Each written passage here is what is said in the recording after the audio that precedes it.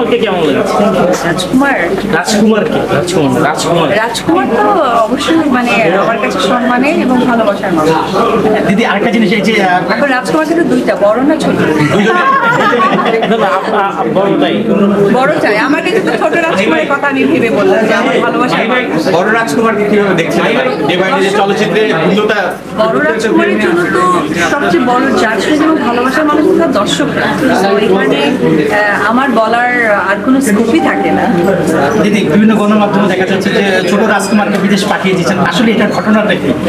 আমি পড়াশোনার জন্য নাকি অন্য কোনো কারণে? না, অবশ্যই পড়াশোনা। আর আমি চাই না একটি সন্তান মিশ্র প্রতীকের মধ্যে দিয়ে বড় হোক, কারণ আমার মা হিসেবে মনে হচ্ছে যে ডে বাই ডে না জিনিসগুলো মিশ্র, নোংরামি, গন্ধ এরকম মনে হচ্ছে। তো একজন মাই তার সন্তানের সবচেয়ে মঙ্গল কামনা করেন, তো তার মঙ্গলেই তার পিতা মাতা অর্থাৎ মা বাবা সকলের পারমিশনই আসলে আমরা চাই তার একটা উজ্জ্বল ভবিষ্যৎ হোক। এসব নোংরামির মধ্যে যেন আমার সন্তান নিজেকে বড় না করে। দিদির সিদ্ধান্তটা কি দুইজনের? এখন কি সাথে কি আপনারা থাকছেন নাকি ও একাই?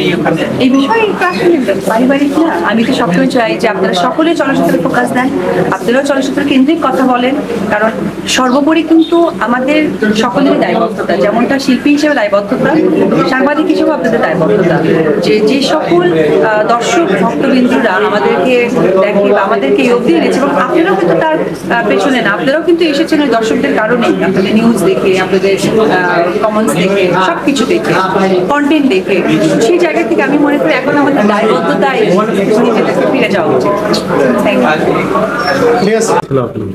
একদম ছিল না, এটা একটা কষ্ট চেয়েছিলেন বা এরকম একটা রিউমার বা কিছু একটা শুনেছিলেন, বাট বিশ্বাস ব্যক্তিগতভাবে আপাতত শিল্পীদের প্রতিনিধিত্ব করার সেই সার্থক ক্ষমতা আমার নেই।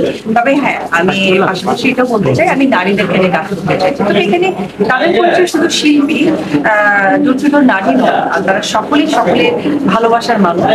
আমি যে ওইসব মানুষদেরকে কাজ করতে যারা এখনো ভালোবাসা হয়ে উঠতে পারে তাদের। দিদি বলছিলেন যে বৃদ্ধাশ্রম নিয়ে আপনি কাজ করতে চেয়েছেন, বৃদ্ধাশ্রম ওটা নিয়ে কিছু করবেন? এটা নিয়ে আসলে আমার বেশ কাছের মানুষ অনেকে শুনেছে, প্ল্যানিংটা হয়ে উঠছে, তাই পরিপূর্ণ ব্যাখ্যাটা আসলে দিতে পারলাম। দিদি এই ঈদের সিনেমা দেখেছেন বা কেমন লেগেছে? আমি আসলে আমি আমার ব্যবসা বা আনুষঙ্গিক কিছুটা ব্যস্ত থাকার কারণে না সময় হয়ে উঠছে। তবে আজকে নির্বাচন গেল, আর কিছুটা সময় পাচ্ছি, সব এর মধ্যে ইনশাআল্লাহ দেখে আপনাদের